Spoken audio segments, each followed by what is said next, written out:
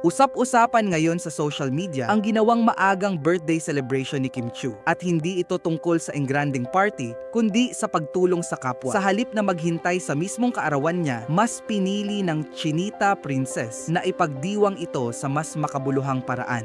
Namigay siya ng libreng gasolina at grocery packs sa mga jeepney at tricycle drivers na labis na naapektuhan ng taas presyo ng krudo. Makikita sa mga larawan kung paano siya mismo ang nag-abot ng tulong. May kasamang ngiti, simpleng kwentuhan, at taos-pusong pasasalamat sa mga driver na araw-araw nagsusumikap. Imbes na magarbong selebrasyon, pinili niyang ibahagi ang kanyang biyaya sa mga mas nangangailangan. Para sa mga driver, hindi lang basta regalo ang natanggap nila, kundi tunay na tulong sa gitna ng hirap ng buhay. Dahil dito, umani ng papuri si Kim online. Marami ang naantig at nagsabing sana mas marami pang tulad niya na ginagamit ang kanilang blessing para makatulong sa iba. Sa huli, pinatunayan ni Kim Chiu na ang tunay na diwa ng kaarawan ay hindi lang sa pagdiriwang, kundi sa pagbibigay, pagmamalasakit at paggawa ng kabutihan. Ikaw, ano sa tingin mo? Ito na ba ang pinakamakabuluhang birthday celebration na nakita mo? At kung gusto ninyo ng mga balita